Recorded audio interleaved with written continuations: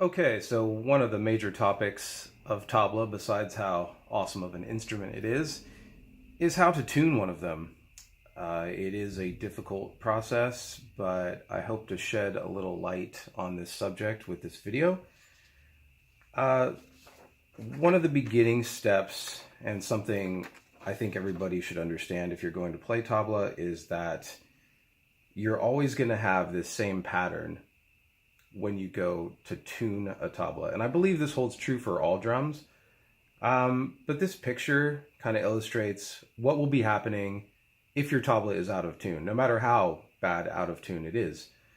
You will have a low spot, you will have a high spot, and you will have some warbled tones.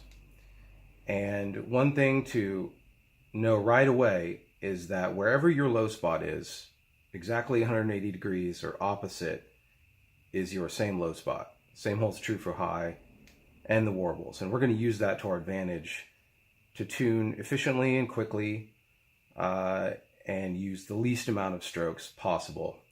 That'll take some time in getting used to, but this is a system you can learn and practice anytime.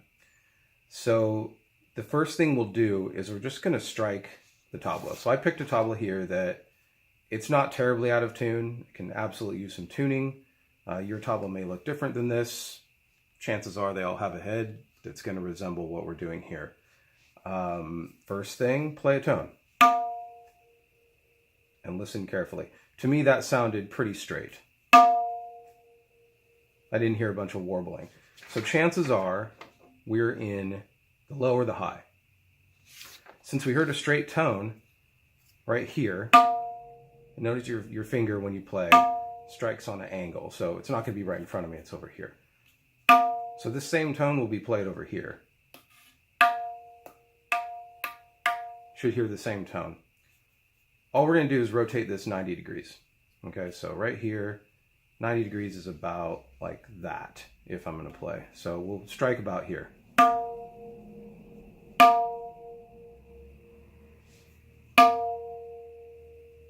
That's a better 90. Because again, it's straight. We heard a little warble here, so watch. I hope the camera's picking that up, but you'll hear like a wah, wah, wah, wah. So that means we're in one of the warble areas. We're in between the high and low. There's again the straight tone. So now let's compare those two straight tones. So we had the high and the low. Let's find out which one's which. That's the low. Here's the high. There's the low. Once you've found this, the easiest way to go about it, I find, is to bring the low up into the high.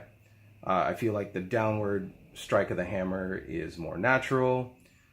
And yeah, I think that sums it up. It's just more natural of a motion to strike down than it is to strike up. Eventually you'll get familiar with doing both, but just for this exercise, let's just bring the low up. So you're going to grab your tabla hammer.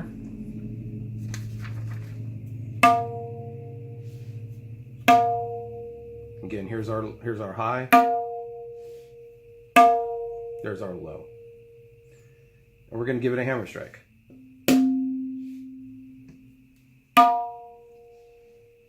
You already can hear that sounded different. It goes up.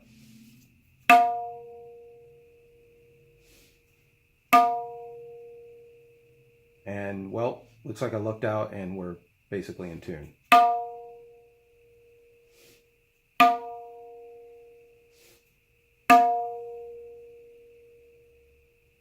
And right about here is where I'll say that this tabla may not be in tune to a pitch, but it is in tune relative to itself. And that's a really important distinction, and one that you're going to want to utilize when you're starting this. So, you know, when you're playing around with this system, don't worry too much about whether the drum is in tune yet. Just learn to get the head in balance.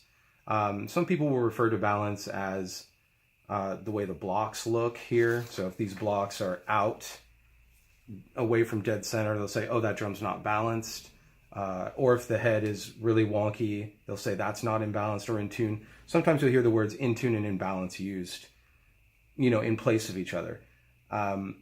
I feel like balancing is when the head is in tune relative to itself. You can also call that just being in tune to itself, not to a pitch. And balancing the pegs is a little bit of a misnomer. So it's a good time to talk about this other topic as well, which is that these pegs should also always be in the same plane. They're either in the dead center, or they're all low, or they're all high. And this just isn't true.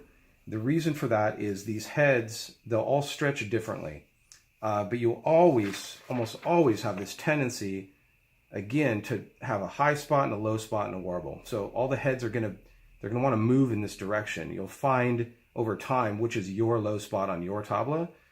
And the way you compensate for that is just moving these pegs. That's what they're for, is to maintain a little extra tension in one spot. Because you see, there's so many differences in the head, like the way this is laced. These holes could be a little lower than another on another side, or they have uneven stretch, or this one's thinner.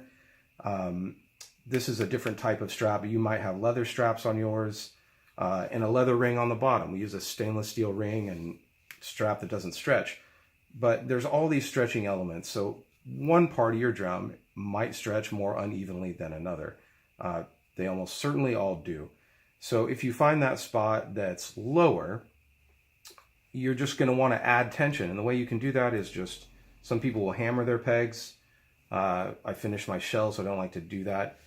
You can just pull them by hand. You can just go like that and see, just move it a little bit. Even a little bit of 1/8 of an inch is fine. I'm going to wiggle that back up so we don't ruin that.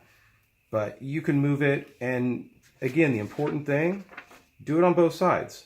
So if you have a low spot and it's not responding to your hammer strike, pull the peg down or strike it down, and then immediately opposite of that, find that peg and do the exact same thing here. Now go back and use your hammer strike, and you should get a response. If you did not, then add more tension to the pegs, okay? Because you want this pattern to clear up.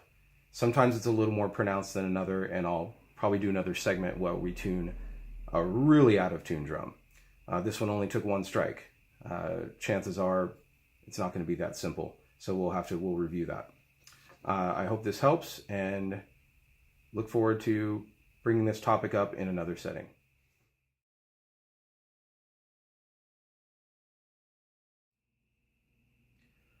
Okay, for this next segment, let's try to bring this tabla that we got in balance last time to a specific pitch. Right now, it's in a B, a little handy tuner here. And let's just take it to C for sport. And it is nice and in balance. The first thing I'll do before I tune a tabla is to balance it, or to just make sure it's in balance. If you're already starting from a known pitch, it's relatively simple to go up or down as a whole. And the way you would do that is just move all of the pegs the same amount. This goes back to me previously talking about how, the pegs are not supposed to be all in one line. If they are, that's great. If your tabla's in balance and they're all in a line, awesome. Chances are they're not going to be, though. And if you try to do that, you're going to mess up your tuning. What actually happens, what I've noticed, is the pegs are going to end up in a sine wave. So if I was to spin this drum around, you'll see how it kind of creates this wavy pattern. And that really goes back to, this diagram here, where you have your high, low, and warble, and you've compensated for your low. And so now you have this wavy tone, right? So the peg here is going to be relatively up high. This one might be somewhere in the middle. The low spot is going to have the peg low, and then you go back to the high, and so on. So that's why we see this same kind of pattern emerge on your tabla, which might be a good hint. If your tabla's not staying in tune, you're wondering why, try to go back and get your pegs to where they're in a sine wave, and maybe you'll see a big improvement. Okay, so back to the tuning. We're going to go B to C. I'm going to do this with the TransTabla because I do not enjoy pulling straps anymore. I will do one with a traditional drum that we can just knock the pegs down and see if we have enough range of motion to go to the next pitch. But for this, let's just add some tension. How about a quarter turn? I can hear it already.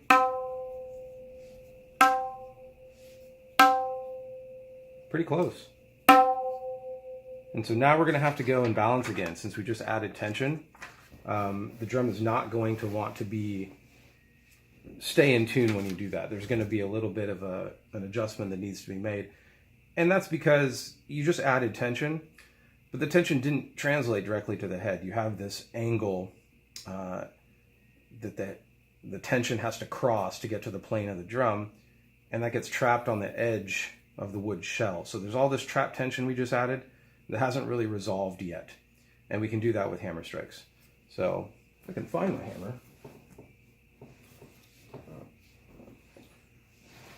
Technical difficulties. Be right back. Ta-da. Okay, we're back in business.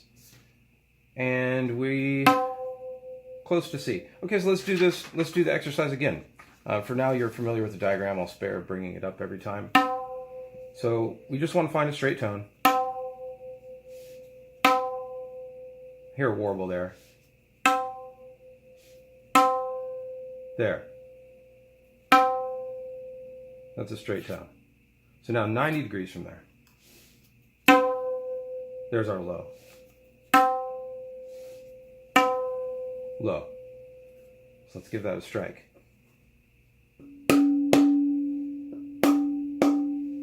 You notice I just went ahead and did the 180 right away. Now we're really close to being in tune in this part. So let's go 90.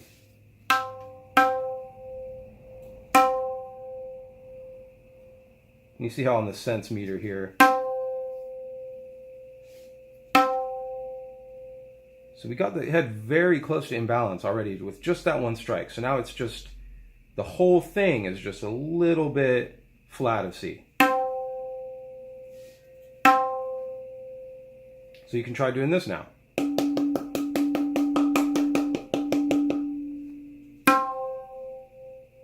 There we go.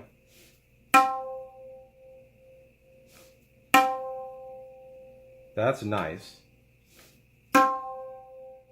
This is a little sharp.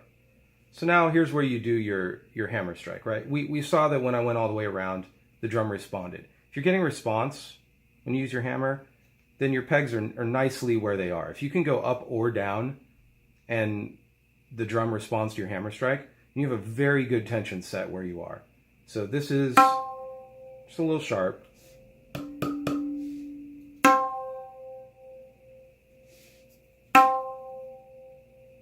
Warble, you hear the warble?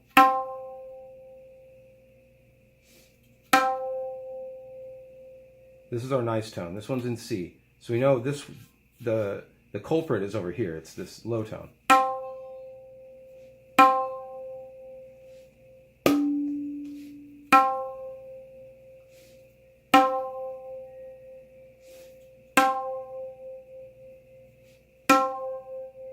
And here we're north again.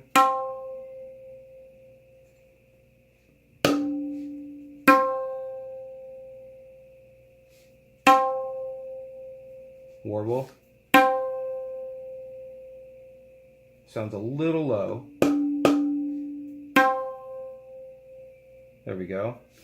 A little sharp. So here even, if I'm sharp, you can either back some tension out, take a little bit out, and you might see people push on the head. Sometimes that helps set it in. There we go. A little warbly.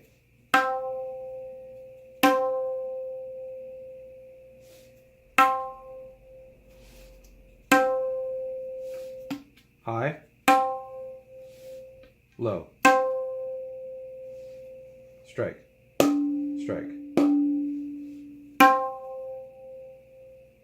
There we go.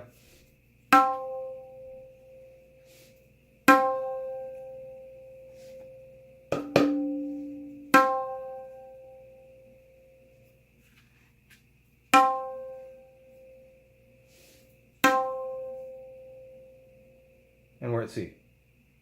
So you see, it takes some time. Still following the pattern. So I'm glad this happened, because last time we just tuned it in one strike, which is pretty unrealistic. This is more like it. So you're going around, you know, you're listening for that high-low warble. You can get extremely picky with this. If you really take the time and listen very carefully, you'll start hearing very minute warbles and very subtle differences in your high and your low. And if you can take those all out, you'll have a drum that sings really beautifully. So that's a nice exercise to do. You know, I've been playing about 10 years and still learning how to tune one of these accurately. So just keep trying, and maybe you only have one drum, but tune it before you play, tune it, you know, take a break during practice and tune it. And then when you're done practicing, tune it again. You'll get really quick at this, and you'll start to see this pattern emerge to where you don't even have to think about it. You'll just spin, you'll listen, okay, that's warbly, and you'll move, you'll find your high, find your low, and you'll make your adjustment, and you'll be back up in no time. And this will really help and pay dividends when you perform. I think every instrumentalist would love to have a tabla player that can just, you know, tune their drum in just a few strikes and get right back into playing and keep that mood going. So best of luck to you there, and for the next segment I'll try to find a traditional tabla that we can tune using the more traditional way. Thank you.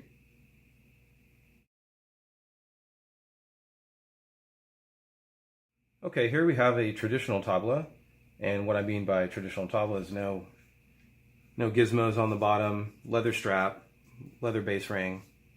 And this drum I've had for quite a long time. I think it's a practice drum or something, but when I went to find a drum that was out of tune, this one stuck out. It doesn't have the best quality head, as you can hear, compared to the other one that we used in the video, but the concept is going to be the same, so let's give it a shot. Tuner is saying this is way north of G, and right away as I played that tone I hear that it's straight. So if you want to test that theory again with the cross sections and all that, give it like a 45-degree turn. You should hear a warble, and I do.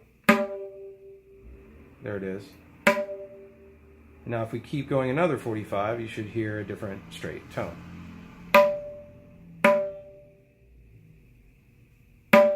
Let's compare them. That sounds high. That sounds low.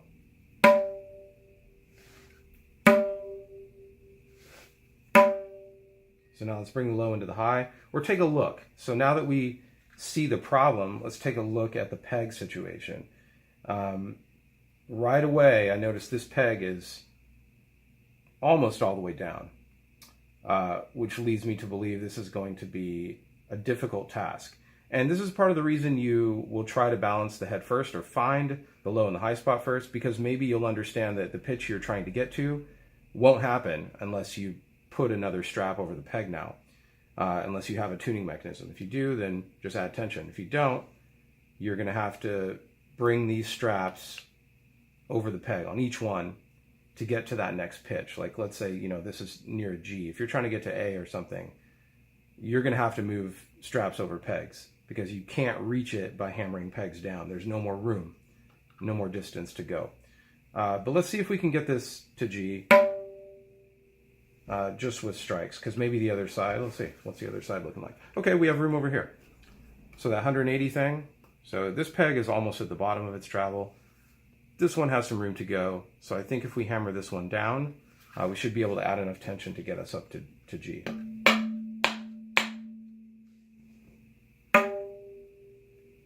And we're already north of G. Okay, that's good. So even that was too much.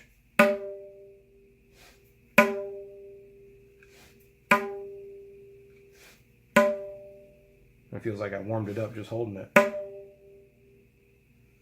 Okay, so if we're all around north of G, and you can see the moving the peg actually moved the tone and fixed that low spot just by moving the peg, which makes sense.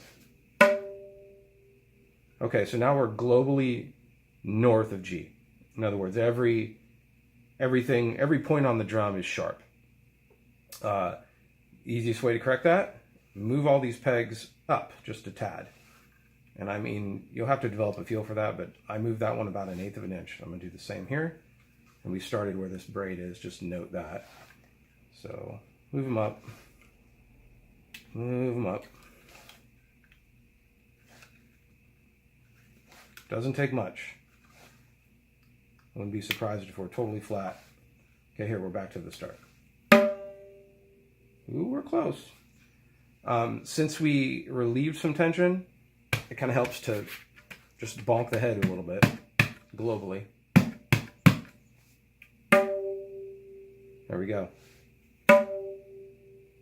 So, kind of patting the head is almost the equivalent of tuning up with your hammer on every single point a very slight amount. It's kind of the opposite of what we did when we went all the way around with the hammer strike, trying to bring the pitch up. And look, we're right at G.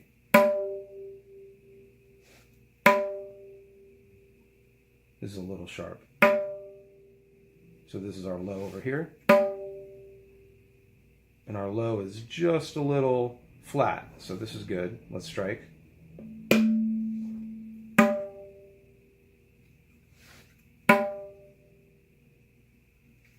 This is a little sharp and it's a straight tone. Move the peg. A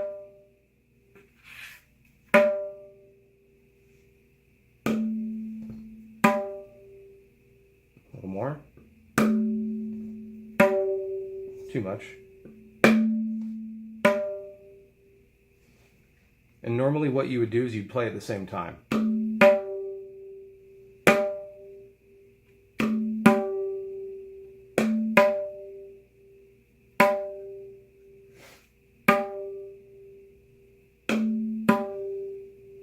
There we go. So this is straight tone. It's a little sharp. There we go.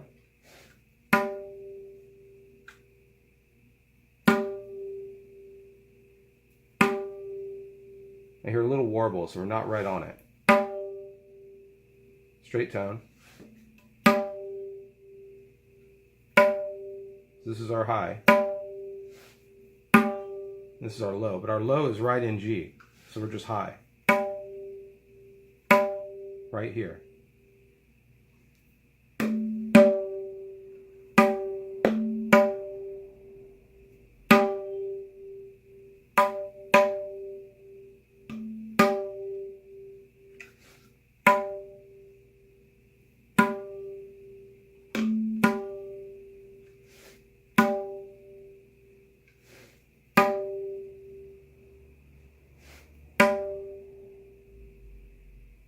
So we're pretty good.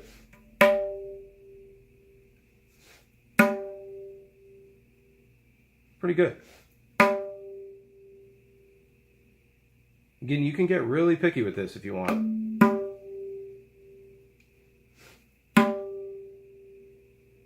But that is in G now. So we should be good. Again, I hope this helps. I think the biggest takeaways, again, the pegs do not have to be in the same place. They're not really designed to do that at all, actually. And the other thing is that pattern. Really internalize that pattern and know that what's happening on one side is going to happen exactly opposite, and take advantage of that.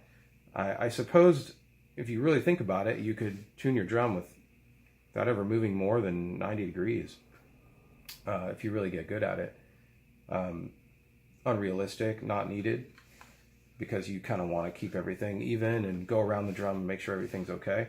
But it is something to know that if you get really good at it, maybe that would be the next level challenge, just to hardly move the drum at all and get it in tune.